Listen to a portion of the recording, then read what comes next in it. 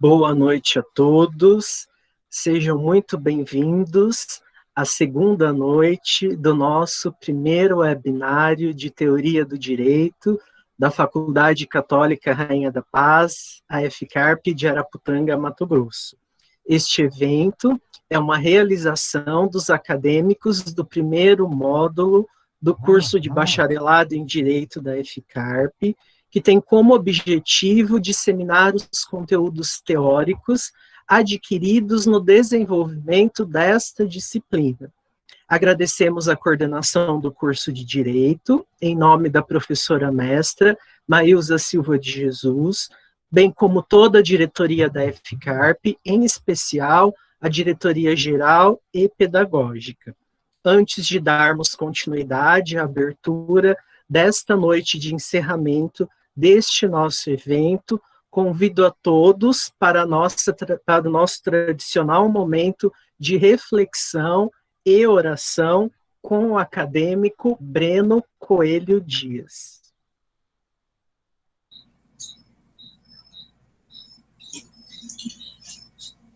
Boa noite a todos, espero que todos estejam bem. Gostaria de trazer uma breve oração hoje. Se possível, eu gostaria de pedir também que quem tem mais facilidade fechar os olhos, né, porque eu acredito que é mais fácil nos conectarmos com Deus com os olhos fechados, porque evita distrações. Meu Pai, meu Senhor, ajuda-nos a entender e liberta-nos de tantos erros e equívocos cometidos. Encha-nos de tua sabedoria para que nós possamos escolher o caminho certo. Para que assim nós possamos tomar decisões melhores que auxiliem a nós próprios e aos outros à nossa volta. Espírito Santo, fazei-nos tomar o caminho certo, que nos encherá de bênçãos e esperança, e não de lágrimas. Meu Senhor Deus, deixa-nos vir a Ti por um caminho seguro, para não nos percamos nas adversidades da vida. Nosso Pai, ilumina sempre a nossa compreensão, para que nós possamos compreender aqueles que não são compreendidos. Todo-Poderoso, nós nos inclinamos diante de Ti para encher-nos com Tua sabedoria, poder e compreensão, para que nós possamos atravessar todos os obstáculos que Tu colocaste no nosso caminho. Enche a nossa alma para que nós possamos sempre Te servir com fé e devoção. Obrigado, meu Deus, pela vida que Tu me destes. Deus, fazemos esta oração da sabedoria para que nos dê o dom da paciência, paz interior, segurança para poder suportar aquelas pessoas injustas e más que cruzam nosso caminho. Desejamos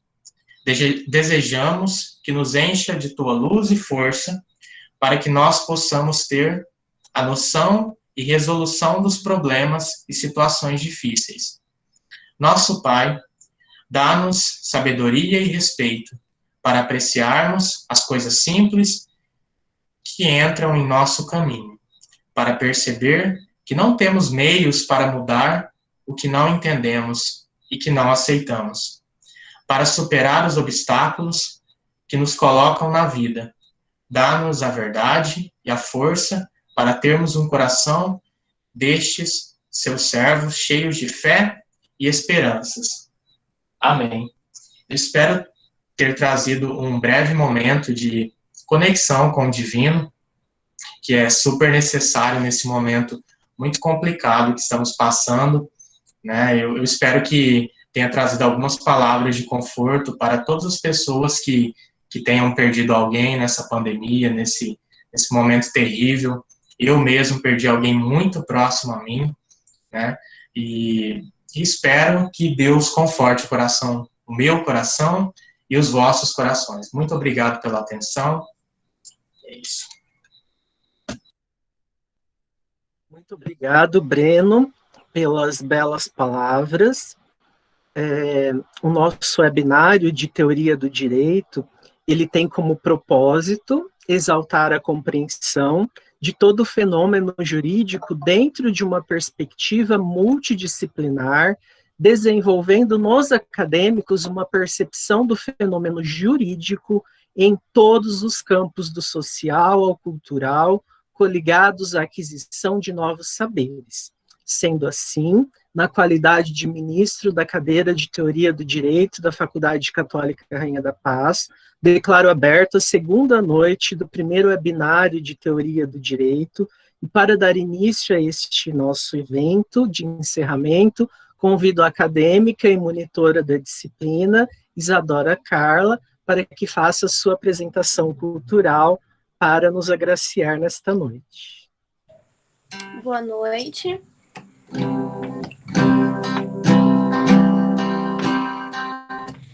Eu te desejo não parar tão cedo, pois solidariedade tem prazer e medo.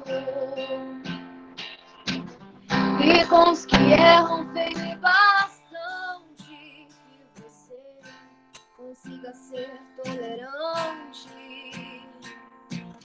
Quando você fica triste, que seja por um dia e não o ano inteiro, que você descubra que rir é bom, mas que rir de tudo é desespero. Desejo que você tenha quem ama, e quando estiver bem cansado, ainda existe amor pra recomeçar, pra recomeçar. Eu te desejo muitos amigos, mais que um.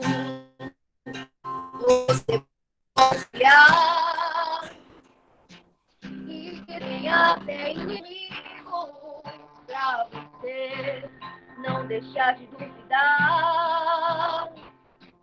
Quando você fica triste, que seja por um dia e não o ano inteiro,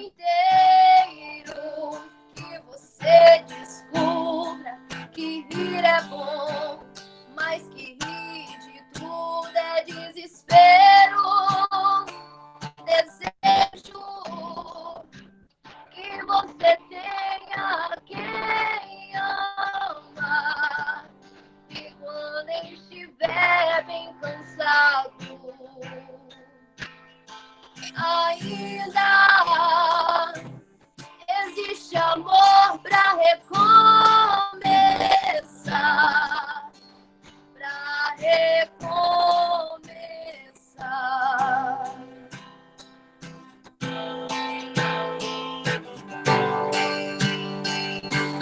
Eu desejo que você ganhe dinheiro, pois é preciso viver também. Que você diga a ela pelo menos uma vez quem é o dono de quem. Desejo que você tenha quem ama, e quando estiver bem cansado, ainda existe amor pra recomeçar, pra recomeçar.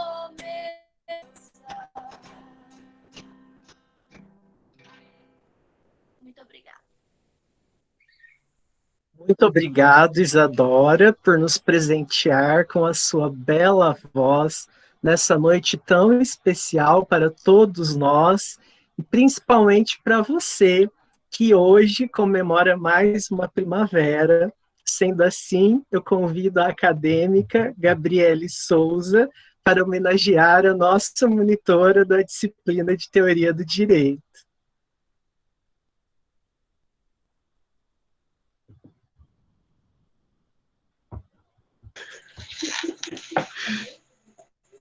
Boa noite.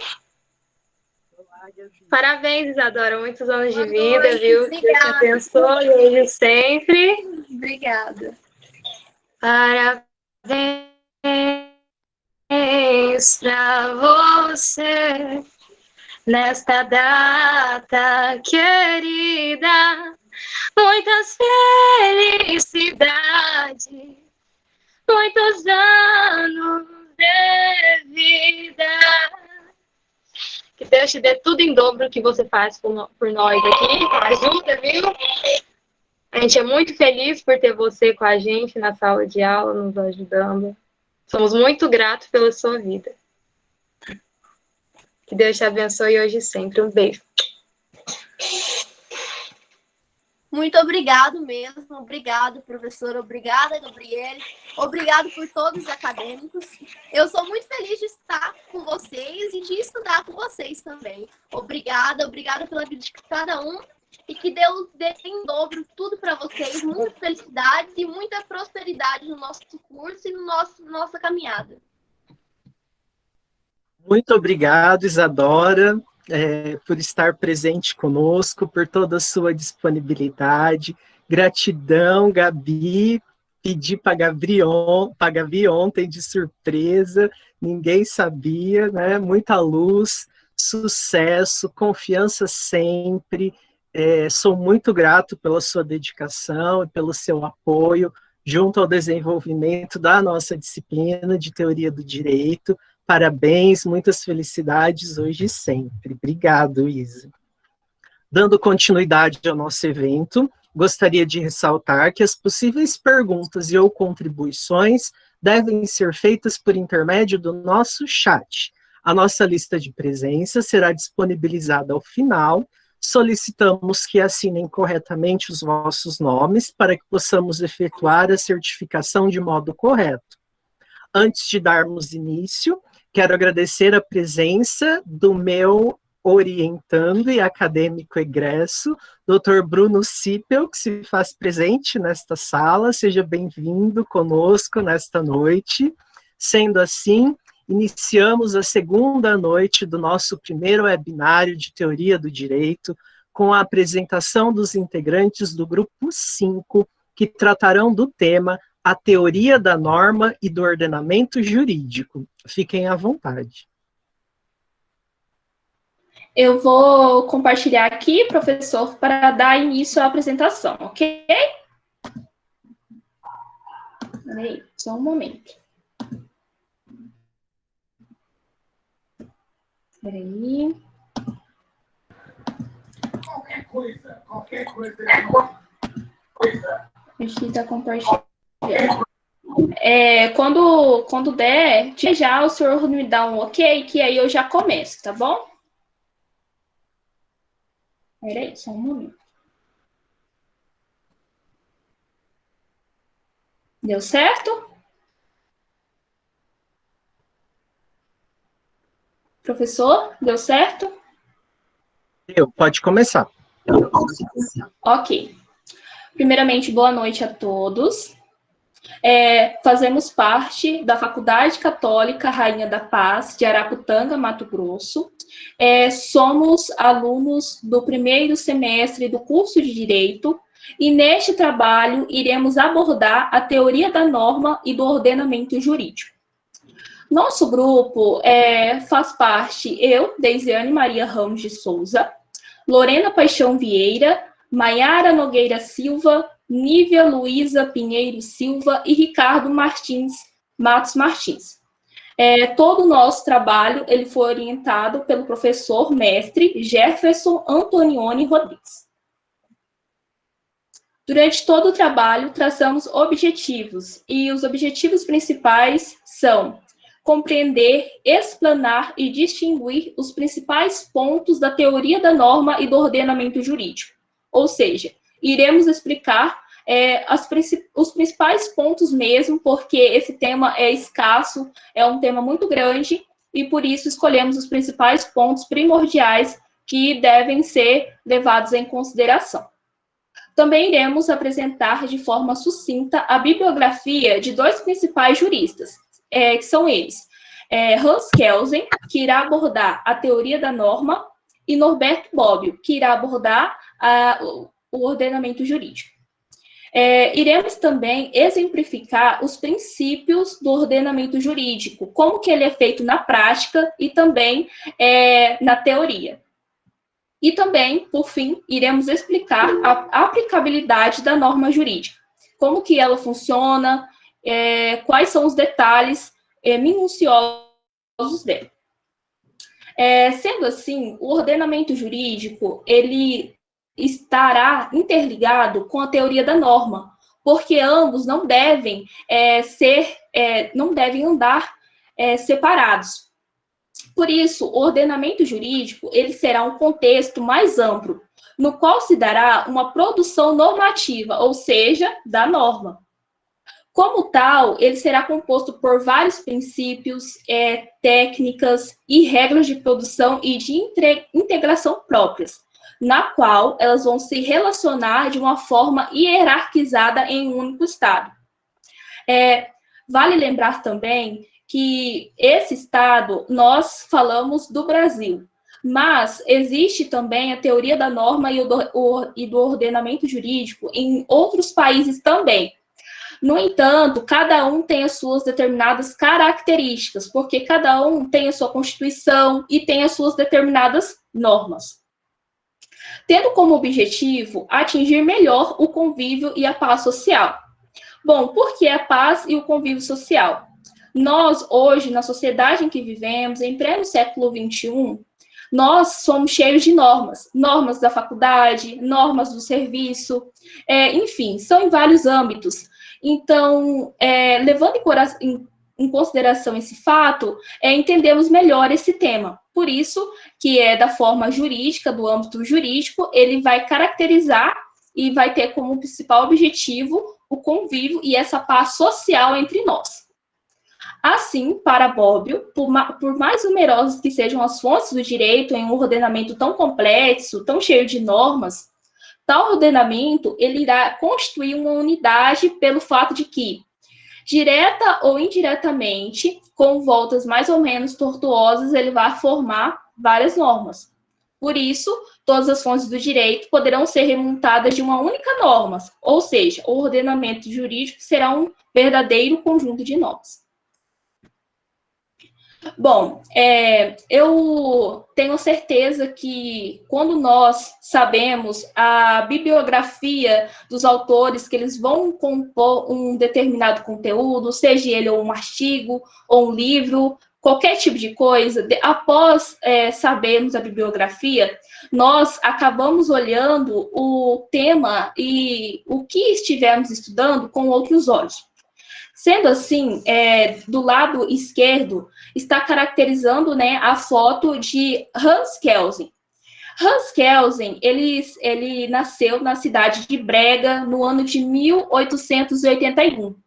E ele formou-se na Faculdade de Direito de Viana. E ele foi um grande jurista do século XX.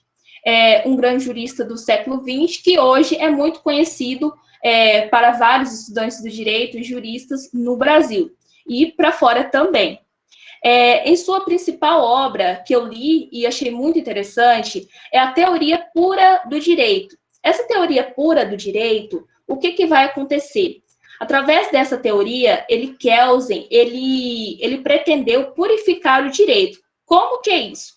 Ele quis libertar o raciocínio de Kant, que já vinha falando da norma, porém, ele tinha aquele lema de dever ser, ou seja, uma norma, para ele, precisava ser apenas uma determinada coisa. Ele não queria que essa norma ela fosse misturada com outras normas, por exemplo, sociais, filosóficas, políticas. Ele queria que essa norma fosse apenas uma só. E levando em consideração, por exemplo, na sociedade. Então, para ele, se um indivíduo ele cometesse um ato doloso, ele teria que pagar por aquilo, mas só focando na teoria jurista, ou seja, dentro do direito e não envolvendo as outras normas. Já esse do lado direito está caracterizando Hans Kelsen, Norberto Bobbio. Norberto Bobbio, ele foi um pensador do século XX, né? Ele nasceu na Itália, ele é italiano, no ano de 18 de outubro do ano de 1909. Ele viveu por 94 anos e durante essa fase ele passou também pela Segunda Guerra Mundial. Então, ele viveu muitas crises políticas e, após isso, ele foi cada vez mais criando experiências para compartilhar com muitas pessoas, tanto que ele foi escritor. Então, Bobbio, como eu disse, ele foi um grande ativista político, teve influências fascistas na Segunda Guerra Mundial, e ele é muito importante, que ele escreveu livros, e esse principal livro, que ele fala da teoria do ordenamento jurídico, que ele vai caracterizar e vai explicar que é como se fosse uma junção de Hans Kelsen. Por quê? Hans Kelsen, como eu disse anteriormente, ele queria que essa norma fosse apenas uma, né? E já Norberto Bobbio, ele queria esse ordenamento, ele queria que essas normas fossem filosóficas, políticas, sociológicas. Então, como nós percebemos durante a minha fala, uma coisa se liga à outra. Então, foi como se fosse uma ligação. Por isso do tema, teoria da norma e do ordenamento jurídico. Então, nós teremos, assim, a pirâmide de Kelsen. O que vai acontecer? A pirâmide de Kelsen, ela vai ter várias características, e a primeira delas, como vocês podem observar, a primeira delas é a Constituição. Por quê? Porque a Constituição, ela vai ser como se fosse um sistema unitário. Ela vai ser harmônica de normas jurídicas, porque na Constituição, nós percebemos que ao longo do tempo vai mudando, mas hoje nós usamos a Constituição de 88, mas é nela que estão os principais princípios, as principais regras, as principais teorias que nós, do Estado também, o poder legislativo, executivo, judiciário, deve obedecer. Então, é na Constituição que ela deve estar no topo de todas as pirâmides. Em segundo plano, vem as leis. As leis, elas vão caracterizar como federais, estaduais, distritas e municipais. Então, as leis também, elas vão servir para ordenar essa sociedade em que nós vivemos. Em terceiro ponto, estão os decretos. Os decretos, eles vão ser uns atos administrativos, podem ser também judiciários, mas é mais voltado para o executivo. Então, o prefeito, ele pode fazer, o deputado, ele pode fazer. Então, o decreto também, uma coisa vai se ligando à outra. O decreto também vai servir como um ordenamento jurídico, para ordenar a nossa sociedade. Em quarto ponto, o decreto regulamentar. O decreto regulamentar será uma norma jurídica expedida pelo chefe do Poder Executivo, que é prefeito também, deputados, com a intenção de promover disposições gerais e abstratas para a nossa sociedade. Após isso, também terá os atos normativos do Supremo, que são emendas constitucionais, que podem ser tiradas da Constituição, e fazer essas emendas de acordo com a sua necessidade. Também terá as resoluções ministeriais, que são portarias internas de um congresso, enfim. As resoluções administrativas, que elas vão ser resoluções de atos administrativos, de gestão pública, de gestão de comunidades, como posso dizer. E, por fim, as ordens municipais, que são ordens também que o prefeito podem fazer, ou os vereadores municipais podem decretar, podem, na Câmara de Deputados, solicitar para que o prefeito faça. Então, o que é que nós percebemos e podemos concluir desse primeiro plano? Podemos concluir que tudo é um determinado conjunto de normas e que vão caracterizar a nossa sociedade e vai organizar. Sendo assim, passarei a palavra para minha colega Maiara. Boa noite, me chamo Maiara. Eu irei falar sobre as 3 características fundamentais do ordenamento jurídico. São 3: unidade, coerência e completude. Primeiro, unidade significa conjunto de normas de ordenamento jurídico possuem uma ordem, e essa ordem é o relacionamento das normas uma com a outra, uma estrutura hierárquica. Unidade significa complexidade e múltiplas fontes. Já a coerência é um sistema de ordem sem antinomias. Critério para antinomias e critério hierárquico e cronológico já é mais recente, e tem prioridade da norma mais antiga, e posterior tem prioridade da norma anterior. E já o critério da especialidade, ela tem preferência de uma norma mais ampla. E a completude é o lugar onde o ordenamento jurídico deve ser completo. O problema que discute, então, são as lacunas, porque um ordenamento jurídico não pode ter lacunas. E para suprir essas lacunas, nós usa o heterointegração e o autointegração. E, por fim, o heterointegração é o ordenamento diverso, e já o autointegração utiliza na integração através do mesmo ordenamento, sem recorrência, e esse método ocorre basicamente na analogia. Vou passar a palavra para o meu amigo Ricardo. Boa noite a todos. Eu sou o Ricardo e estarei explicando para vocês sobre os critérios da aplicabilidade da norma segundo Norberto. São eles hierárquico, cronológico e especificidade. O critério hierárquico é aquele pelo qual, entre duas normas incompatíveis, prevalece a hierarquicamente superior. O critério hierárquico tem por baseamento a superioridade que uma norma tem em relação à outra. As normas de ordenamento são escalonadas, ou seja, são colocadas em ordem hierárquica.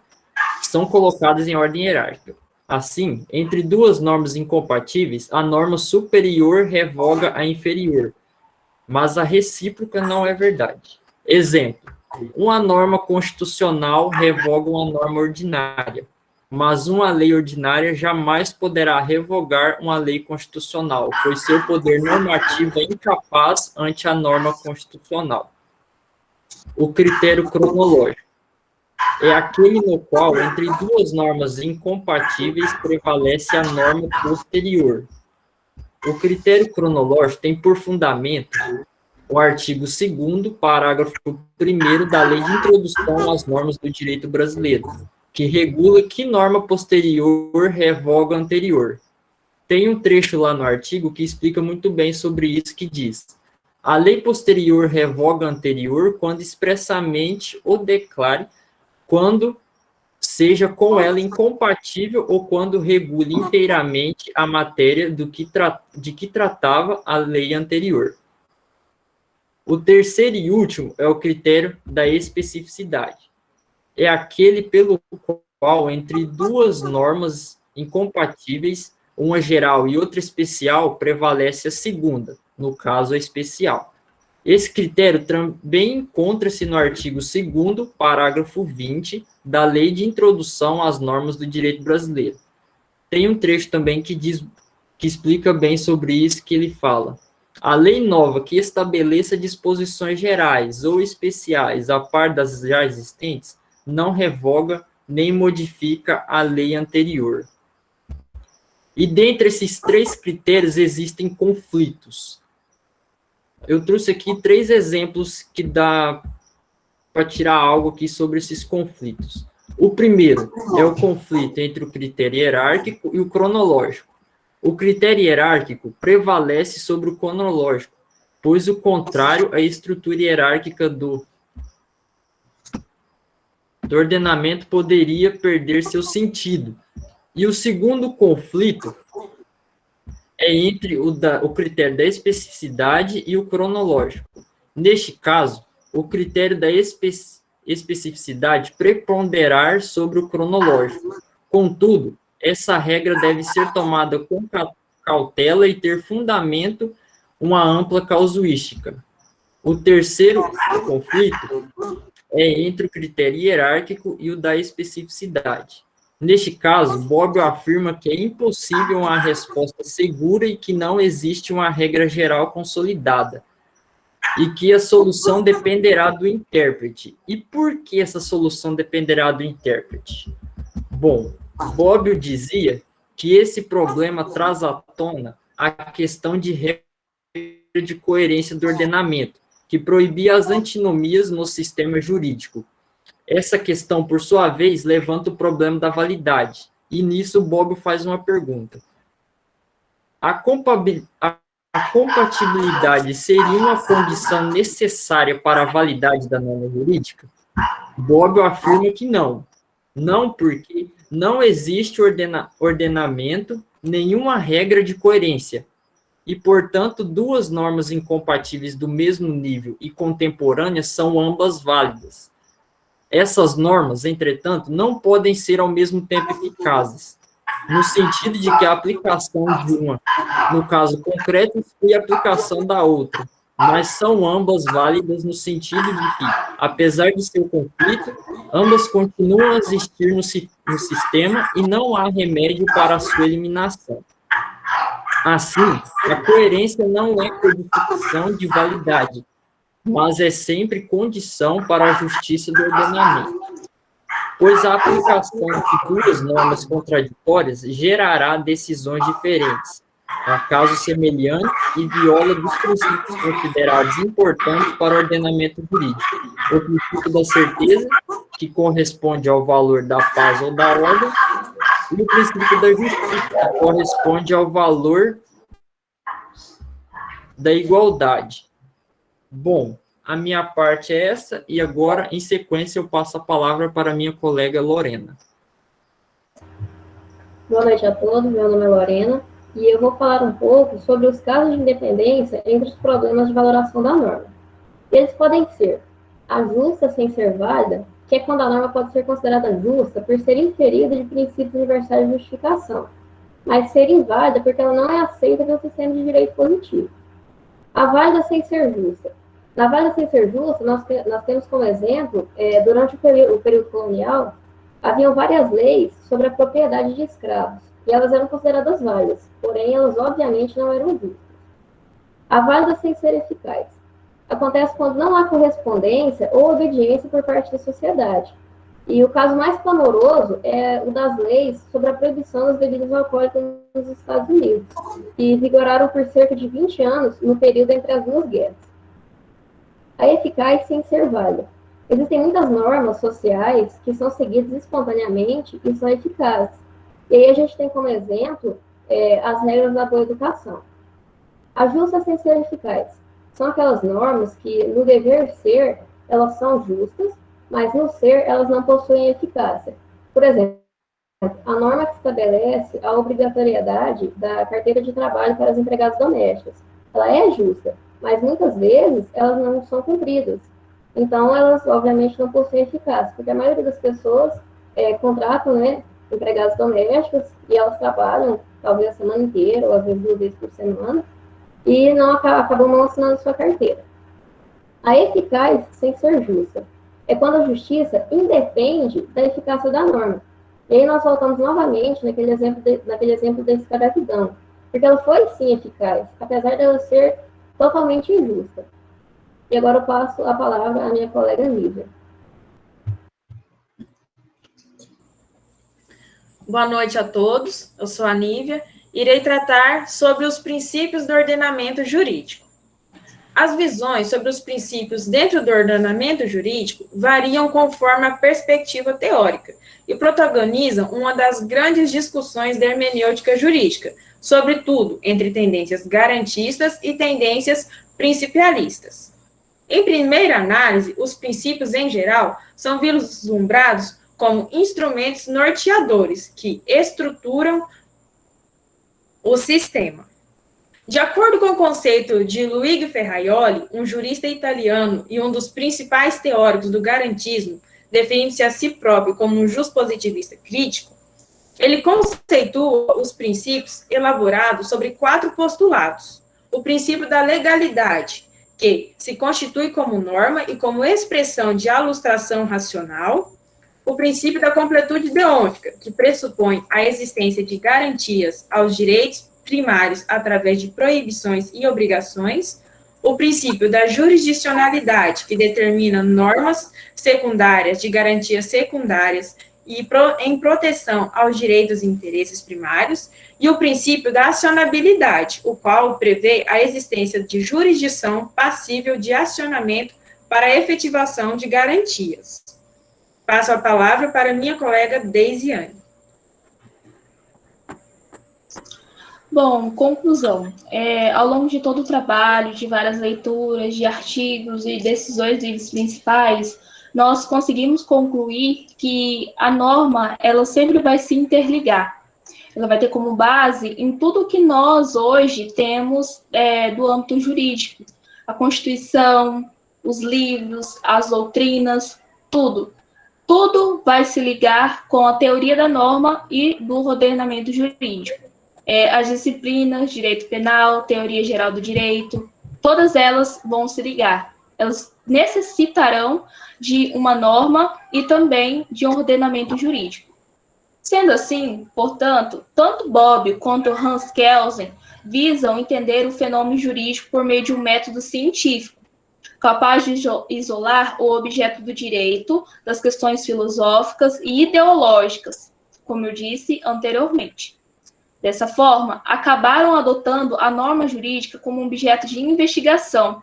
Então, tudo o que nós temos e tudo o que eles estudaram para chegar a essas conclusões, para chegar a essas produções de livros, enfim, eles tiveram essas concepções de normas jurídicas como meio de investigação para chegar a essas conclusões.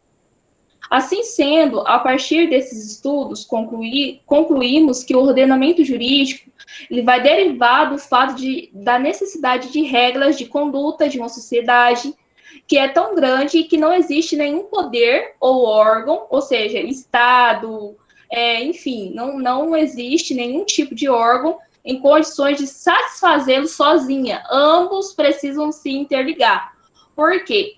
Porque para um deputado tomar decisões, ele precisa recorrer ao que vem anteriormente. Para um prefeito tomar decisões, ele precisa analisar a cidade dele, analisar também o que os vereadores irão falar para ele. Então, tudo é uma questão de análise.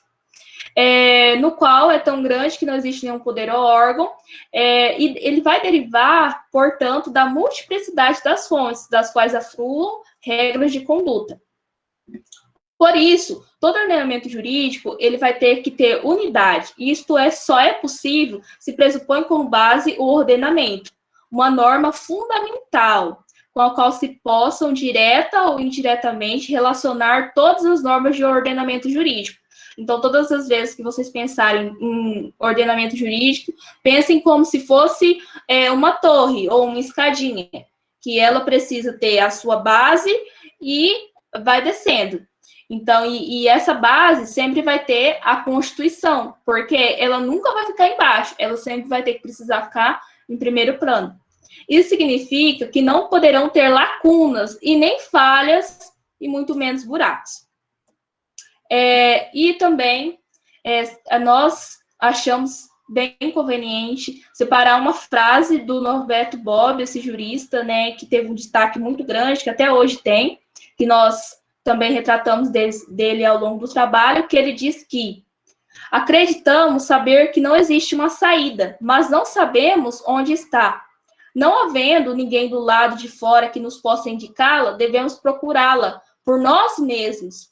O que o labirinto ensina não é onde está a saída, mas quais são os caminhos que não levam a lugar algum. Essa é uma reflexão, porque às vezes nós pegamos um desafio e achamos que ele é muito grande para nós, mas se nós pegarmos ele e irmos aos poucos concretizando, quando chegar lá na frente, nós iremos perceber que esse desafio não era tão grande para nós. Então, essa é a reflexão de hoje.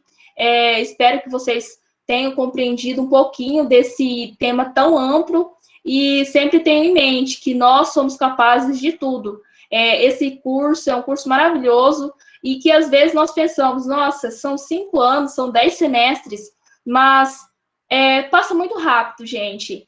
E os desafios, eles estão aí para a gente vencê-los. Tudo uma questão de força de vontade, tá bom? Muito obrigada pela atenção, e essas são as nossas referências bibliográficas, para quem quiser dar uma analisada e querer dar uma lida, tá bom? Muito obrigada pela atenção, e é isso. Muito obrigado ao Grupo 5 pela apresentação. Realmente, muitas vezes, no direito, nós nos sentimos dentro de um labirinto sem saída, onde nós ficamos rodando, mas nós sempre encontramos uma saída, sempre encontramos uma resposta, e isso é realmente estudar o direito e saber a teoria do direito, teoria do ordenamento jurídico, trazendo como grandes ícones a figura de Hans Kelsen, de Norberto Bobbio. Parabéns pela exposição de vocês. Sendo assim, nós passamos para o grupo 6, que irá tratar do tema Sociologia e Direito por uma ordem do método.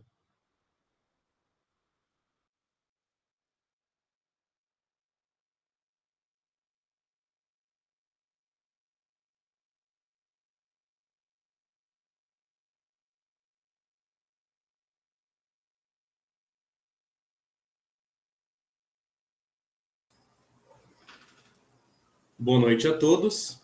Meus mais sinceros cumprimentos a todos aqui presentes, em especial ao professor mestre Jefferson Rodrigues Antonioni, por toda a tutoria realizada juntamente com todos os alunos aí dentro da disciplina de Teoria Geral do Direito. Meu nome é Lincoln, aluno do primeiro período do curso de Direito na FCARP, e venho por meio deste webinário apresentar um trabalho desenvolvido em equipe, juntamente com meus colegas Felipe Xavier Alves, Pedro Henrique Souza Coimbra, Yuri Gustavo Gregório Saraiva, e a pessoa que vos fala, cujo título é Sociologia e Direito, por uma ordem do método. Direito, nós sabemos que é uma ciência social aplicada. Em cada comportamento humano, mesmo que indiretamente, existe a presença do fenômeno jurídico. O direito, ele está pressuposto em cada ação do homem que se relacione com outro homem. Miguel Reale, no seu livro Lições Preliminares do Direito, nos traz um exemplo muito interessante do médico no exercício da sua profissão. O médico que receita para um doente, ele está exercendo um ato jurídico. O médico, dentro do exercício da sua profissão, ele está garantido pelas leis em virtude do seu diploma, que te permite examinar um paciente. E o direito, ele, sobre um certo prisma, ele é um manto protetor de uma organização e de uma direção de comportamentos sociais. E esses comportamentos sociais, nós adentramos na sociologia, que nada mais é a interação social, a cultura cotidiana, isso é, o estudo do fato social na sua estrutura e funcionalidade, com a intenção de saber como os grupos humanos eles se organizam e se desenvolvem. Em busca de verdades irrefutáveis nessa socialização de grupos humanos, surge René Descartes. Quem foi Descartes? Descartes, um filósofo e matemático francês que viveu no século XVII. Muitos devem conhecer o plano cartesiano e o método cartesiano. O plano cartesiano a matemática e o método cartesiano a filosofia, e a parte que nos tange do direito, da área de humanas. E ele ficou não só famoso pelo plano cartesiano e pelo método cartesiano, como pela famosa afirmação do cogito. Cogito ergo sum. Traduzindo do latim, penso, logo existo. E o método cartesiano, ele consiste num ceticismo metodológico. Questiona-se cada ideia que se pode suspeitar ou duvidar. Descartes, ele institui a dúvida no momento em que ele afirma que só se pode dizer que algo existe se você puder provar. Veja bem, nós estamos falando de um filósofo cujo estudo se manteve na tradição escolástica. Descartes estudou no mosteiro, jesuíta, na época aí de 1607 a 1615, se não me engano, ele ficou 8 anos nos jesuítas. E seguia uma filosofia aristotélica, que é aquela junção de fé e de razão. E não muito contente com aquilo e com a intenção de questionar, ele foi em busca de verdades. Num certo momento, ele se desvincula dessa tradição escolástica para fazer o cartesianismo. E o que é o cartesianismo? Seria o homem autônomo, o centro de todo conhecimento possível. No método cartesiano, ele estabelece 4 regras: evidência, análise, ordem e enumeração. O nosso colega Felipe ele vai explanar mais para frente sobre essas 4 regras para a gente. Eu espero ter contribuído de forma satisfatória. Sem mais delongas, eu passo a palavra ao colega Yuri.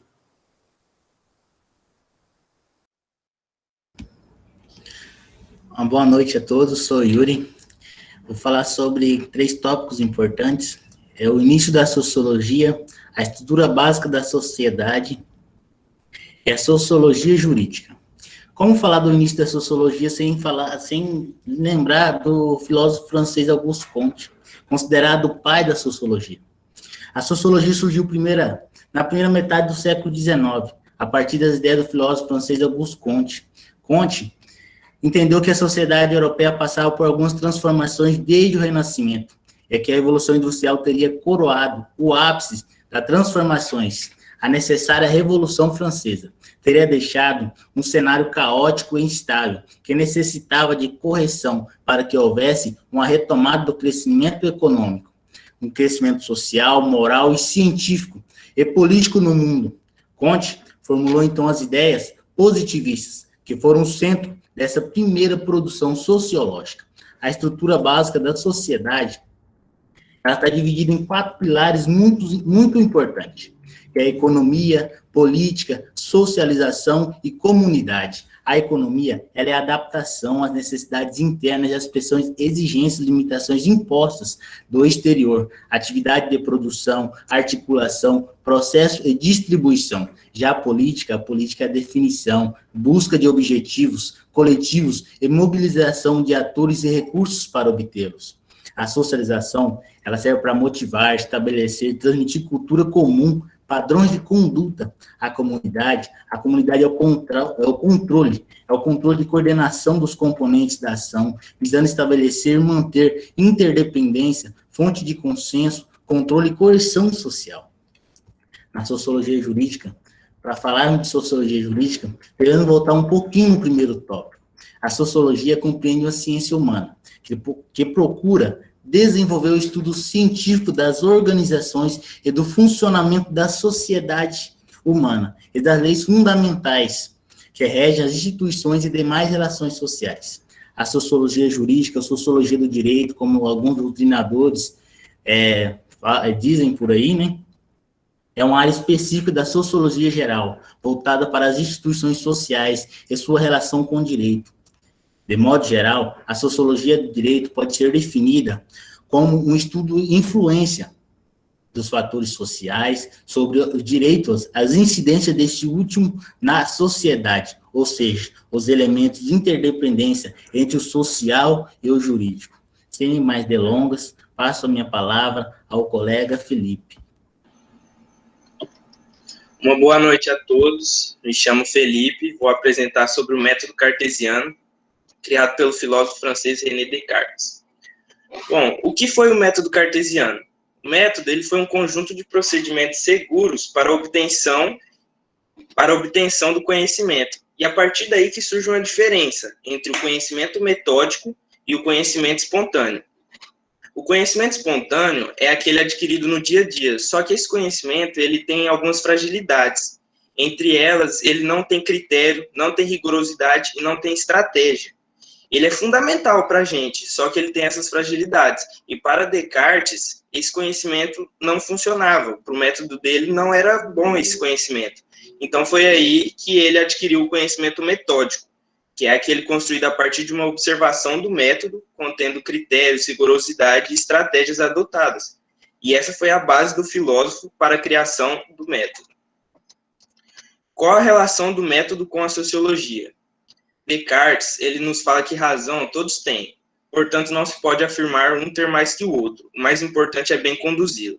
E essa é a tarefa do homem na sociedade, é utilizar dessas razões não só de um, mas de toda a sociedade, porque, como Descartes fala, todos têm razão. Não só uma pessoa tem razão, porque se utilizar da razão só de um, esse método ele não vai ser eficaz, porque cada um tem a sua razão. Então, por isso, era bom utilizar da razão de todos para o melhor convívio de todos dentro de uma sociedade. A dúvida de Descartes. O método cartesiano de Descartes, ele tem início a partir da dúvida. Dúvida essa que lá no conhecimento espontâneo, ela deveria ser evitada. Mas para Descartes, a dúvida ela era o ponto de partida para um conhecimento seguro. E ele tinha razão, porque a partir da dúvida você adquire conhecimento. Se você questionar o sistema, você vai adquirir o conhecimento. E por isso que lá no conhecimento espontâneo, o sistema não queria a dúvida. Porque a partir do momento que as pessoas começam a duvidar, começam a questionar, elas vão adquirir o conhecimento. E a partir do conhecimento, não vai ser bom para o sistema, porque vão questionar, vão ver o que está errado, e o sistema não queria isso, por isso que deveria ser evitada. Mas quando chegou Descartes, começou a duvidar e adquiriu o conhecimento necessário, aí começa as regras, porque esse método, para o melhor funcionamento dele, era necessário regras, e Descartes criou 4. A primeira delas é a regra da evidência. Essa regra, ela exige que nós não aceitamos como verdadeiro o que não nos seja claro e distinto.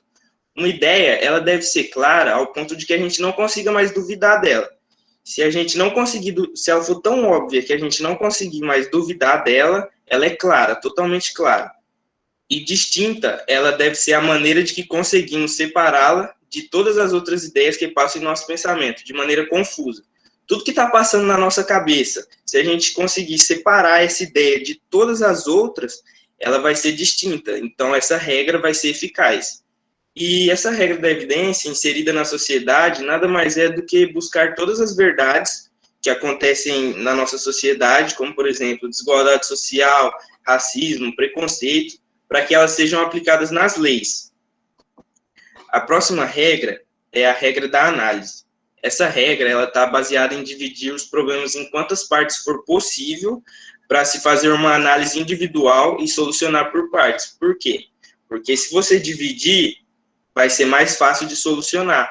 Porque como vai estar regra por regra, você vai conseguir ler cada uma por cada uma e não vai ter erro. E essa é o principal motivo de Descartes do método.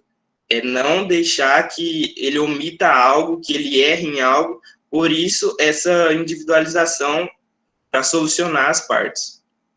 Essa regra da análise na sociedade nada mais é do que você analisar essas verdades que estão inseridas na sociedade para que na ordem, que é a próxima regra, elas sejam aplicadas em leis. Como, por exemplo, a regra de cotas. Você vai lá, analisa todo o prejuízo social que os negros tiveram durante todos esses séculos passados, analisa tudo isso e tenta recompensar em alguma forma, mesmo que a gente saiba que nunca vai ser possível recompensar, mas esse é o principal motivo da regra de cotas, porque todo esse prejuízo causou danos irreversíveis a todas as pessoas negras. A regra da ordem, que é a terceira. Quando divide esses problemas em partes, eles podem ser solucionados individualmente, dentro de uma ordem segundo o critério. Essa ordem a ser seguida, ela deve ser do mais simples para o mais complexo. Porque se você tentar solucionar algo, já pegar a parte mais complexa dele para tentar solucionar, você não vai conseguir. Então, por isso que ela começa da mais simples, que aí você cria a bagagem, cria o seu conhecimento necessário para responder as questões, os problemas mais complexos. E isso, um exemplo disso é a Constituição Federal. A Constituição, ela vai começar do que é mais fácil para o que é mais difícil, porque a mesma coisa que eu disse, se começasse do mais difícil, as pessoas não iam entender nada, ia lá ler, não ia conseguir compreender. Então, começa do mais fácil, a pessoa vai criando o conhecimento e a bagagem para conseguir entender também o que é mais complexo. E esse processo, ele é chamado de sistematização. A última regra é a regra da enumeração. É aquela que permite você repassar por todos os procedimentos executados, para verificar se em alguma etapa você deixou algo para trás, cometeu algum erro, se omitiu alguma coisa. Essa ordem, ela é dividida, porque fica mais difícil de você errar. Ela é dividida em artigos, incisos, parágrafos e alíneas, para facilitar o entendimento. Em suma, o método cartesiano foi extremamente importante para o melhor convívio social, pois através dele foi possível questionar o sistema e as suas desigualdades, que passavam despercebidas pela sociedade, criando-se leis a fim de que todos tenham direitos iguais. Agora eu passo a palavra para o Pedro, que vai fazer a conclusão do trabalho. Boa noite, sou o acadêmico Pedro. Como conclusão do nosso trabalho, usamos como base o doutrinador René Descartes, que em seu livro Discurso do Método, ele tem o intuito de mostrar a verdade, criando então o método cartesiano. Colocando esse método em nosso dia a dia, podemos separar em 3 tópicos. Verdade pré-concebida, que se baseia no seguinte: não acertar qualquer verdade pré-concebida, ou seja, não acreditar em algo imediatamente. Temos que comprovar se é verídico, constituindo algo mais seguro. Soluções de problemas. Fragmentar um problema para resolvê-lo de forma mais organizada, de forma crescente, ou seja, da mais simples para a mais complexa. Domínio da verdade dita. Segundo Descartes, revisar todos os outros tópicos até ter o total domínio de toda a verdade dita, preconcebida, que se baseia em revisar a verdade preconcebida e soluções de problemas, buscando um método de solucionar em conjunto. Como exemplo, para que todos entendam, podemos colocar um quebra-cabeça de 1000 peças. Ao se deparar à primeira vista, as peças são confusas. Mas se seguirmos o método cartesiano, podemos usar um método de análise. Separando as peças com cores correspondentes, as que se encaixam, vemos então que o quebra-cabeça se torna mais fácil. Enfim, o quebra-cabeça se torna mais claro e os fatos são revelados. Uma frase muito importante que na introdução nosso amigo Lincoln falou, que a frase penso, logo existo, que foi uma das primeiras certezas que Descartes teve, que se baseia: se sou enganado, devo existir para ser enganado. Se sou enganado, eu penso. E se eu penso, eu existo. Logo vemos o famoso código cartesiano: penso, logo existo. E terminamos assim. Esperamos ter contribuído de maneira satisfatória para o conhecimento de todos. Obrigado. Muito obrigado aos integrantes do grupo 6 pela exposição do tema Sociologia e Direito por uma ordem do método.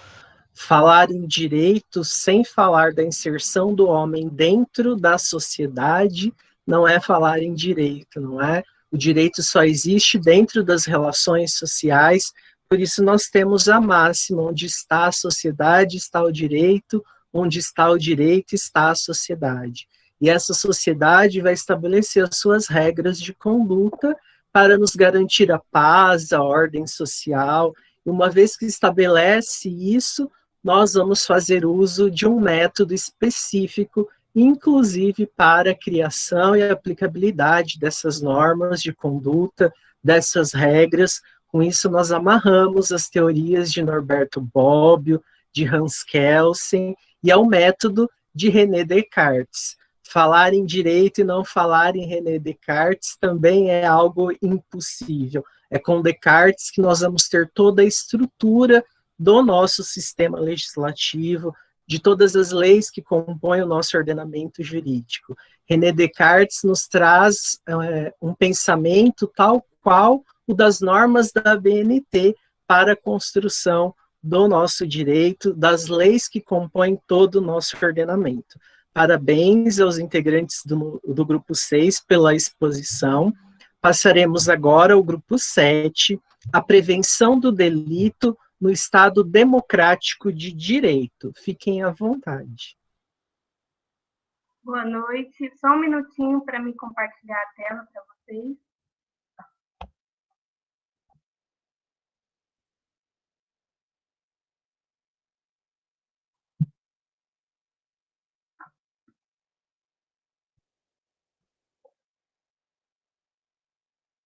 Estão todos vendo certinho?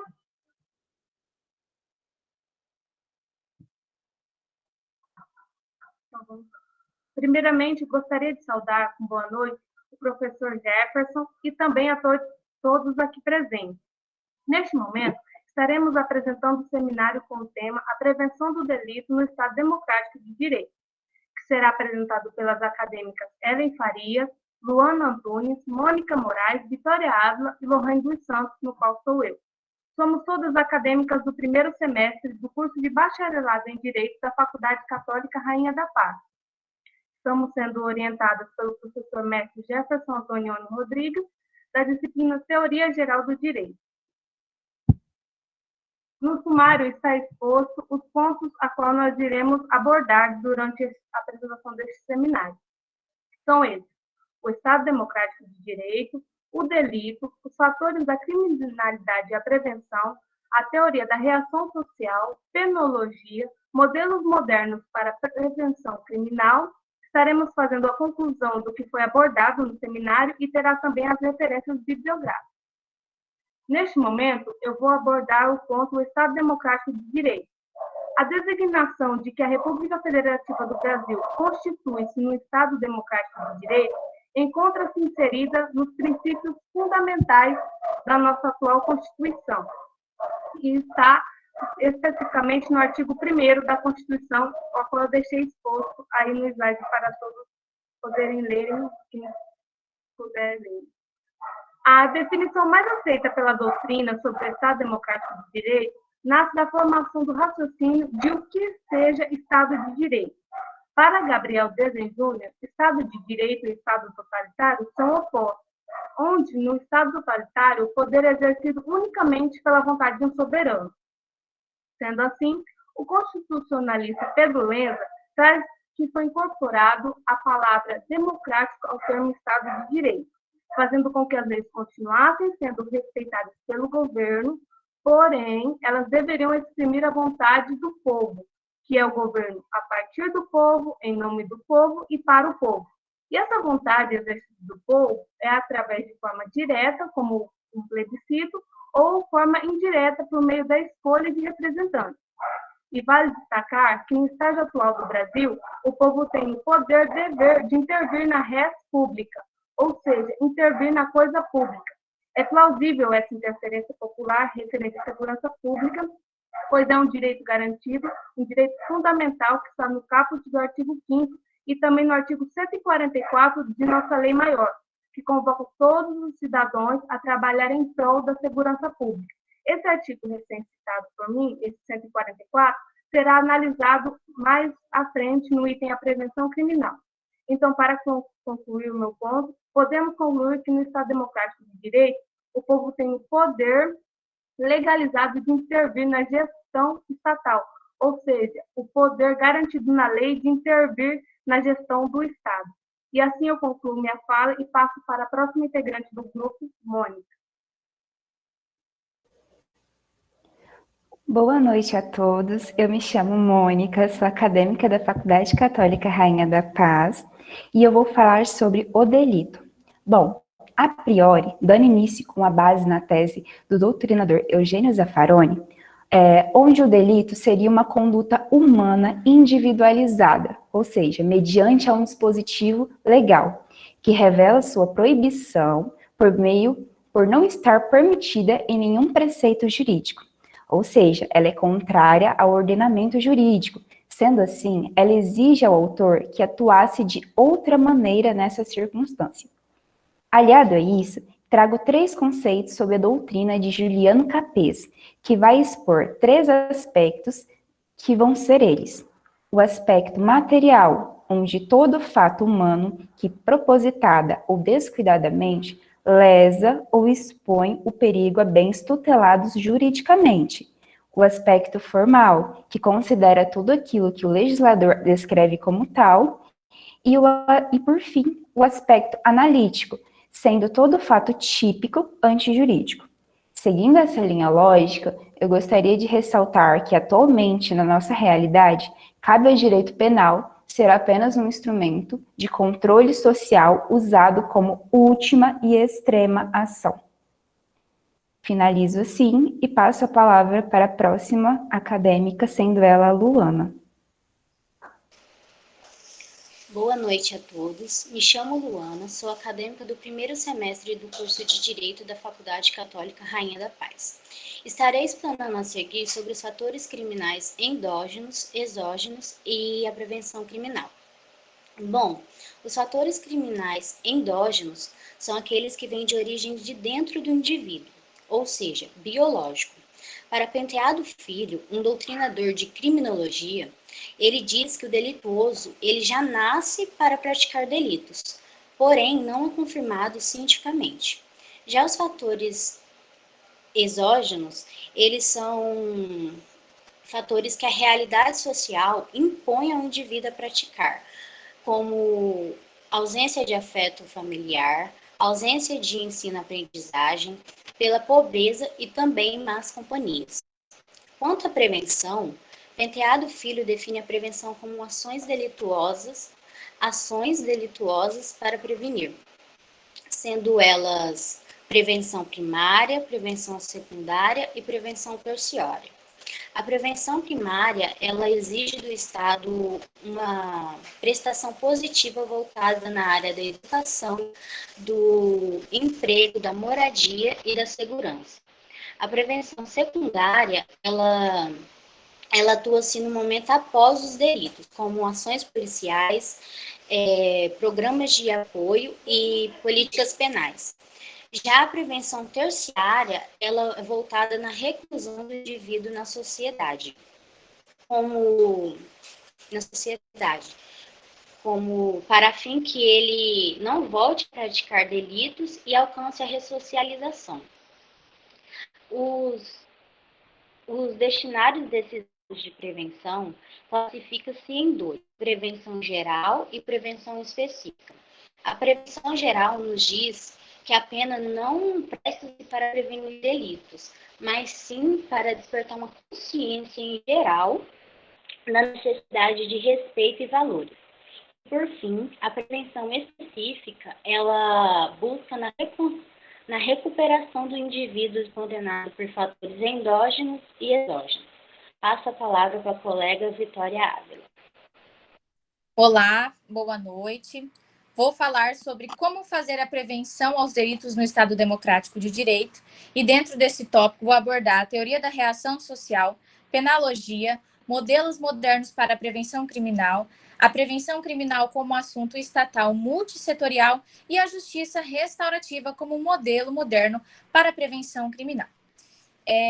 Sobre a teoria da reação social. Segundo Penteado Filho, todo crime, ele gera aí um sentido contrário. E atualmente temos três modelos modernos aí, de reação social. O modelo dissuasório, o modelo ressocializador e o modelo restaurador. O modelo dissuasório, ele consiste aí na repressão por meio da punição. Já o modelo ressocializador é a reinserção social do indivíduo, porém aí depende da participação vital da sociedade para que não ocorra a estigmatização do agente infrator. E o modelo restaurador, que consiste na reeducação e assistência à vítima e a todo o meio aí afetado pelo crime. Porém, o crescente número do recrudescimento criminal nos faz refletir sobre o que está acontecendo de errado. Há aí alguns fatores que propiciam para o recrudescimento criminal. Nós temos que lembrar que há uma sobrecarga aí do trabalho da justiça criminal, uma escassez de policiais e um código penal extremamente obsoleto. Além, é claro, também da falta de políticas públicas de segurança. Quanto à penologia. A penologia, ela se trata da parte da criminologia que faz conhecimento das penas e demais castigos aí que o Estado impõe a todos os violadores das leis. Nós temos aí a teoria absoluta, a teoria relativa e a teoria mista. A teoria absoluta, ela é punir sem fins utilitários, punir por punir. A teoria relativa é punir para prevenção geral e específica. Já a teoria mista pune por retribuição que o agente infrator aí causou, mas também com caráter de reeducação e intimidação. Quanto aos modelos modernos de prevenção criminal. Para a gente poder iniciar aí este tópico, eu gostaria de ressaltar que atualmente a criminologia crítica ela está calcada, principalmente na multissetoriedade estatal, que eu vou falar no próximo tópico, e na aplicação de políticas públicas de segurança. Penteado Filho, ele faz uma importante observação sobre o nosso país. Atualmente está acontecendo aí um aumento da majoração penal e uma gradual diminuição de investimento, de gastos nas áreas sociais, quando, na verdade, todos nós sabemos que deveria ser ao contrário. Quanto à prevenção criminal como assunto estatal multissetorial. Ao contrário do que muitos pensam, a políticas públicas de segurança, a segurança, ela não é um assunto tão somente ligado ao Poder Judiciário ou aos órgãos de segurança pública. Porque no Estado democrático de direito, a prevenção criminal, ela passa por todos os órgãos do poder público, sendo aí de responsabilidade os entes federal, estadual e municipal. O desejado modelo de prevenção criminal, ele está muito próximo aí da prevenção primária. Mas o que seria essa prevenção primária? Para vocês entenderem como o Estado federativo, estadual e municipal, eles agem de forma coligada, tem aí que ter uma alteração nos espaços urbanos, aumento de iluminação pública, abertura de vagas de emprego e o retorno às crianças e adolescentes aí nos meios de educação. Por isso, a questão aí da segurança, ela não trata somente nos órgãos de poder judiciário ou de segurança pública. Por fim, vou falar sobre a justiça restaurativa como modelo moderno de prevenção criminal. Os métodos não judiciais de resolução de conflitos, como conciliações, mediações, reuniões comunitárias, vêm se desenvolvendo cada vez mais. E dentro aí deste modelo vem se destacando a justiça restaurativa. Medidas despenalizadoras, com base na comunicação não violenta, faz parte do modelo da justiça restaurativa, que, por sinal, é o modelo mais moderno de todos e se diferencia muito do modelo vingativo adotado pela justiça retributiva. Para finalizar aí sobre justiça restaurativa, vou trazer uma frase de Marcelo Sáliba, vou pedir até para minha colega aí passar para o próximo slide, que fala assim: a superação do paradigma retributivo para o paradigma restaurativo está embasado no saturado sistema penal, ante sua crise e consequente deslegitimação. Com essa frase, eu encerro a minha parte, espero ter contribuído, e passo para minha colega Ellen, que fará a conclusão. Boa noite, vou estar abordando a conclusão para vocês. Vimos alguns modos para prevenir o delito na sociedade e como eles funcionam, como interpretar um criminoso ou aquele que está apto a cometer um crime. Diante de cada um desses pontos abordados pelas minhas colegas, podemos perceber a dificuldade em que o sistema de controle de prevenção atualmente está tendo em dar uma resposta positiva, tanto para a sociedade quanto para o infrator. Um exemplo dessa dificuldade é o presidiário que se encontra cumprindo sua pena em um sistema penitenciário que, como Antônio Berrini dizia, está mais para uma universidade de crimes, considerando o aumento da periculosidade que o delinquente proporciona em sua saída.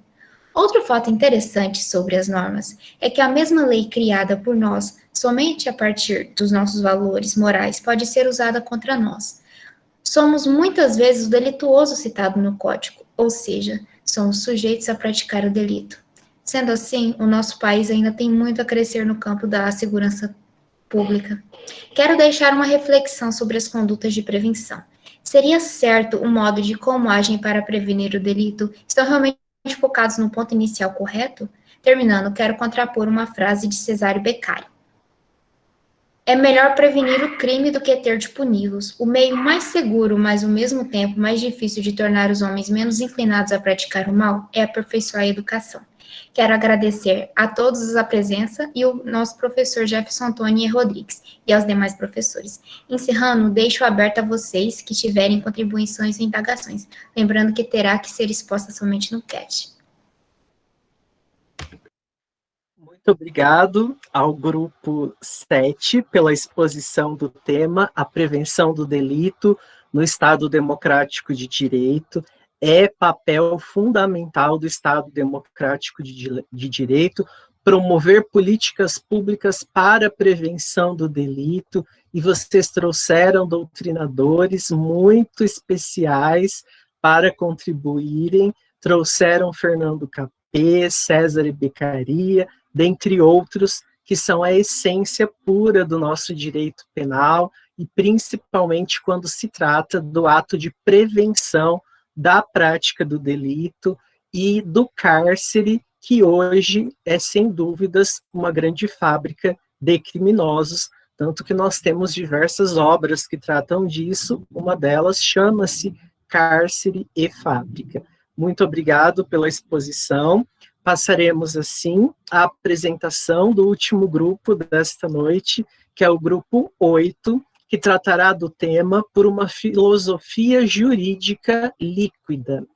A palavra está com vocês.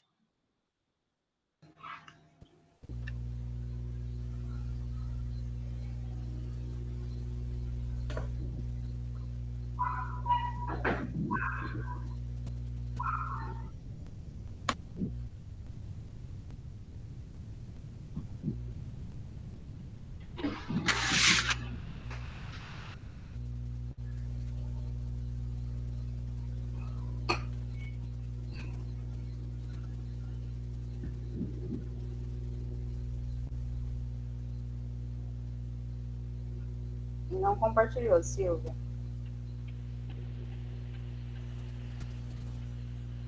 É um problema aqui entre o ser humano e a máquina, muito pouquinho aí, né, professor? Tranquilo. Não? Ainda não. Ainda. Peraí, agora vai. Agora vai. Não? Foi, isso, foi. Olá, boa noite a todos e a todas. Estendo meus cumprimentos ao professor Jefferson Antônio Rodrigues e a coordenadora do curso de Direito, a professora mestra Maísa Silva de Jesus, e aos demais professores presentes. Muito obrigada. Somos o último grupo da noite a se apresentar, né? O grupo é composto pelos acadêmicos Ana Laura, Laísa Camille, Leandro, Silvia Helena e eu, Elvia. Somos acadêmicos do primeiro semestre do curso de Bacharelado em Direito da Faculdade Católica Rainha da Paz, de Araputanga. O nosso tema é Por uma Filosofia Jurídica Líquida. Eu inicio com essa frase: vivemos tempos líquidos, nada é para durar. O dono dessa frase é Zygmunt Bauman, um filósofo, sociólogo, professor e escritor polonês que viveu entre os anos de 1925 a 2017, né? Ele teve uma vida intensa, desde servir na Segunda Guerra Mundial a ser expulso de seu próprio país por perseguidores antissemitas. Foi professor emérito de Sociologia nas universidades de Varsóvia e Leeds. Ele foi um grande escritor moderno, atual, que escreveu e publicou mais de 50 obras ao longo de sua vida. Entre essas obras, damos um destaque especial ao seu grande sucesso internacional, chamado de Modernidade Líquida, lançado no final do século XX e início do século XXI. Nesta obra, é possível analisar e refletir sobre as mudanças que a sociedade contemporânea atravessa, desde o individualismo até as relações sociais, de trabalho, família e comunidade, onde o tempo e o espaço deixam de ser rígidos para serem líquidos e instáveis. Em meados do século XX, surge com mais força um termo chamado de pós-modernidade, caracterizado pelo crescimento acelerado, tanto da industrialização como do capitalismo. No entanto, Bauman nunca acreditou que a modernidade teria acabado, mas apenas se estendido de maneira diferente do que era antes. O que os outros pensadores chamaram de pós-modernidade, o sociólogo polonês entendeu que as pessoas passaram a entender a sociedade e a se colocarem nela em estado de liquidez, e não mais de solidificação como era antes. Dessa maneira, passamos da modernidade sólida para a modernidade líquida, e não para uma pós-modernidade. Bauman lança um olhar crítico para as transformações sociais e econômicas que foram trazidas pelo capitalismo globalizado. Ainda na concepção de Zygmunt Bauman, existem duas características da modernidade líquida, que é a substituição da ideia de coletividade e solidariedade pelo individualismo, que é a transformação do cidadão de produtor para consumidor. Nessa linha de pensamento, a modernidade líquida é um período específico do capitalismo em que a sociedade de produtores é substituída pela sociedade de consumidores, o que não significa que não há mais produção, mas a hierarquização e o reconhecimento social passaram a ser vistos pela via do consumo e não mais pela via de produção. Então, esta é a minha contribuição. Passo a palavra agora para o meu colega Leandro. Boa noite. Hoje eu vou pontuar um pouco sobre a modernidade líquida. O Bauman pontua a modernidade líquida como uma constante mudança na sociedade e nada é durável. Ou seja, para a gente entender melhor sobre modernidade líquida, a gente tem que saber sobre a sólida. O que é a sólida? É totalmente o inverso. Ela é concreta, onde não há mudança. A modernidade sólida e a modernidade líquida, a gente vai comparar. A mudança do socialismo para o capitalismo. O objetivo do socialismo é a divisão entre os grupos, para não haver distinção entre eles. Já do capitalismo, sempre haverá alguém que irá dominar, para que a roda econômica gire. Sociedade produtora e sociedade de consumidores. Produtores é aquelas pessoas que produziam seu próprio alimento para a sua subsistência. Sociedade de consumidores, o Bauman ele criticava muito, uma frase dele.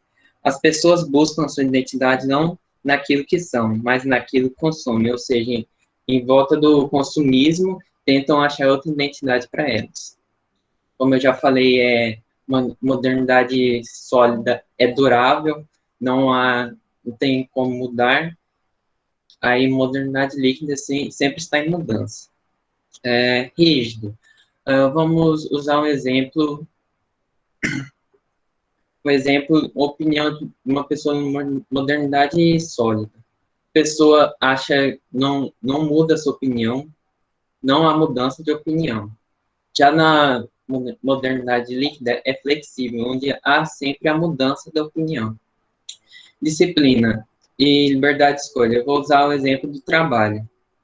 O trabalho é que a pessoa está não se sentindo bem nesse trabalho, está ali por obrigação, não está gostando do trabalho. E aí, liberdade de escolha e modernidade líquida, a pessoa está ali porque quer e faz o seu trabalho.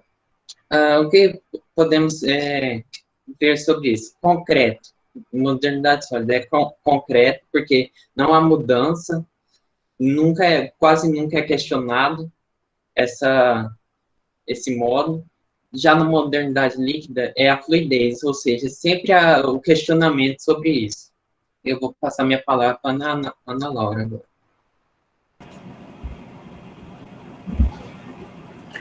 Amor líquido, sobre a fragilidade dos laços humanos. Bauman classifica como amor líquido o desejo das pessoas de vivenciar o afeto, mas sem compromisso, para que os laços mantidos sejam fluidos o suficiente para a busca por relações continuem com força motora, sem imposição de alcançar a realização plena dessa procura intensa. Uma coisa é óbvia. Nas obras de Bauman, vivemos em um mundo de incertezas, em um mundo extremamente inseguro em termos de duração da ordem política e da estabilidade de todos os sujeitos da sociedade. Esta é uma relação sócio-frágil, que é cada vez mais comercializada e existe nessa época. Esta não é uma sugestão moral, mas um lado a ser seguido. Por exemplo, durante a divisão mundial entre os grupos capitalistas e comunistas, todos estão sob um sistema de responsabilidade e devem viver sem proteção. A realização social baseada na responsabilidade mútua entre relacionados é substituída por um outro tipo de relacionamento, que o autor chama de vínculo. Remova o termo da análise de relacionamento em sites de namoro. Em sua pesquisa, ele percebeu que a maioria alegria dos sites de namoro é esquecer e se desconectar, sem pressão, estabelecer uma responsabilidade mútua entre os participantes. A relação conceitual se fragiliza. É apenas uma conexão, um tipo de relação na modernidade fluida. Qualquer um pode mudar de parceiro para um parceiro melhor sem se arrepender. Portanto, o maior uso do termo conexão é para enfatizar a facilidade do uso. Para Bauman, quando a qualidade desse relacionamento cai drasticamente, a tendência é recompensá-los por um grande número de parceiros absurdos. Um bom exemplo são os amigos das pessoas costumam ter em suas redes sociais, que é mais de 500 ou 700 amigos, o que é irreal para uma convivência de alta qualidade na vida. Passo a palavra agora para minha colega Laisa. Boa noite, vou falar sobre o medo líquido. Bauman praticamente faz um inventário dos medos modernos para mostrar como esses temores e insegurança ajudaram a derrubar a proposta utópica de controle sobre os aspectos sociais e econômicos da vida contínua. Para Bauman, o medo líquido tem uma origem. Essa origem tornou as pessoas inseguras. E isso faz com que as pessoas tenham necessidade de sempre buscar proteções através de meios externos, tais como celular, computadores, entre outros eletrônicos. Com a humanidade líquida, surgiu alguns medos na sociedade. Um desses medos é de não conseguir garantir um futuro, de não conseguir um emprego, ou até mesmo de não ter um sustento. Isso é considerado um medo material. Outro medo é de não conseguir se encaixar nos padrões da sociedade, que a sociedade mesmo impõe. E também as pessoas temem pela sua integridade física. E para Bauman, existe mais um medo, que é o medo secundário, que é um rastro de experiências vividas pela própria pessoa ou por outra, mas que mesmo assim causa a sensação de insegurança. No geral, com a nova era, que é a modernidade líquida, fez com que as pessoas se sentissem cada vez mais inseguras, e com isso, mais medo, pois o medo é algo que fica dentro das pessoas em relações às experiências vividas, ou mesmo o medo do futuro. Passo a palavra para a minha colega Silva. Boa noite a todos. Meu nome é Silvia e eu vou falar para vocês sobre o ordenamento jurídico em tempos líquidos. Por uma filosofia jurídica líquida foi o nosso tema. Depois de tudo que ouvimos sobre o Bauman, nos surge um questionamento. Como criar e aplicar a norma nessa realidade líquida? Para isso, o direito e a ética devem estar em constante diálogo, uma vez que toda a sociedade, para manter a paz social, deve ter como valor matriz o princípio da dignidade da pessoa humana. E quando diz o princípio da dignidade da pessoa humana, ali já nos mostra uma comunicação entre direito e valor. E também uma decisão mais justa, no caso concreto. Porque tanto o legislador quanto o juiz são cercados por essa troca entre ciências sociais, direito e ética. Bom, o nosso teórico foi o Bauman. Atravessou grandes tragédias históricas do século XX, como o Holocausto e o totalitarismo soviético. Acompanhou as transformações sociais que vieram com o triunfo da sociedade de consumo, o surgimento da internet e todas as possibilidades que ela nos trouxe. As angústias específicas dessa pós-modernidade, ele deu o nome de tempos líquidos. E que é dessa liquidez do tempo que surge o individualismo, a insegurança e a efemeridade das relações. Bauman utiliza uma expressão, conexão, para falar das relações na modernidade. Por isso que essa facilidade de desconectar caracteriza a liquidez das relações. E sobre isso, Bauman conta numa das diversas entrevistas que ele deu a uma jornalista, que um aluno chegou para ele e disse, professor, em um só dia eu fiz 500 amigos. E o Bauman respondeu para o aluno, eu tenho 86 anos e eu não tenho 500 amigos. Aí ele comenta com o jornalista que possivelmente ele e o aluno tinham noções distintas do que era amizade. Então, para Bauman, o maior medo é o medo de ser excluído, de ser desconectado da vida, do grupo social, do relacionamento, é você se sentir excluído. Então, a maior lição que Bauman nos deixa não é apenas os livros que ele escreveu, mas a vida que levou, dizendo às vésperas de sua morte, aos 91 anos de vida, a vida é fascinante, vale a pena viver e eu estou aqui, sou humano. E para encerrar nossa fala, eu gostaria de deixar aqui uma frase, um trecho de uma entrevista que ele deu em 2009, onde ele diz, esse tempo de modernidade líquida gera ansiedade e a sensação de ter perdido algo. Não importa o quanto tentamos, nunca estaremos em dia com o que aparentemente nos é oferecido. Vivemos num tempo em que estamos constantemente correndo atrás. O que ninguém sabe é correndo atrás de quê? Bom, e assim a gente encerra a nossa fala. Uma boa noite a todos. Agradecemos a presença ao professor Jefferson por nos inspirar e o grupo se põe à disposição. Muito obrigado aos integrantes do Grupo 8 que trataram do tema Filosofia Jurídica Líquida. Falar nesse tema sem falar de Bauman torna-se extremamente impossível, não é mesmo?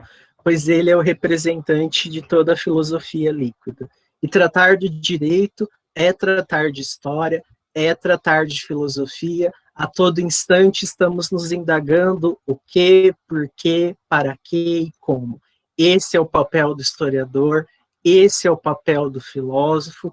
Todos nós somos historiadores, todos nós somos filósofos e fazemos um papel de detetive em prol da busca da verdade dos fatos, que é o objetivo do direito. Sempre a verdade dos fatos, e como eu sempre peço a vocês, leiam o poema de Carlos Drummond de Andrade, A Porta da Verdade. Eu gostaria de agradecer a todos que participaram e que colaboraram com a realização do nosso primeiro webinário de Teoria do Direito. Certamente nós estamos marcando mais um passo de muito sucesso na história do curso de Direito da FCARP. Parabenizá-los pela exposição, é deveras pouco, muito pouco diante de todo o empenho, de toda a dedicação. Afinal, este fora o primeiro contato de vocês com a realização e a participação num evento. Espero que estejam com aquele gostinho de quero mais, lá no fundo, dentro do coração. Eu confesso que eu não preparei uma despedida. Estar com vocês, os melhores, os mais bonitos, os mais inteligentes, como eu sempre digo aos meus alunos de Direito, é muito precioso para mim, pois eu considero vocês parte da minha família. Lecionar o direito é a minha vida, é a escolha que eu fiz para mim. Estes meses que nós passamos conectados foram com toda certeza de muito aprendizado. Juntos nós aprendemos, trocamos experiências, rimos, choramos dos nossos problemas, compartilhamos de tudo um pouco, e eu tenho a plena convicção de que nossa relação tornou-se muito maior do que apenas uma relação entre professor e alunos. Eu não me preparei para dizer belas palavras, nem para me despedir, pois eu espero que nós possamos seguir juntos nessa caminhada em prol da formação intelectual de todos vocês e que nós façamos isso juntos. É difícil deixar uma palavra de adeus, pois as despedidas doem, né? Mas sigamos confiantes de que estaremos juntos em outras disciplinas e que a nossa caminhada junto ao direito seja leve. Estejamos juntos para sempre conectados. Obrigado pelas atividades criativas junto aos pais de vocês, pregando peças, gravando vídeos para descobrirmos e para entendermos o que é a verdade dos fatos, fundamento da existência do direito. Certamente levar uma pequena bronca, mas muitos sorrisos e muita aprendizagem também. Um enorme beijo no coração de cada um de vocês. Obrigado pela oportunidade de lhes transmitir um pouquinho dos meus conhecimentos junto a essa disciplina de Teoria Geral do Direito. Um grande abraço a todos, muito obrigado, gratidão eterna e que nós possamos estar juntos em outras disciplinas. Um grande beijo, se cuidem, #fiquem em casa e até breve.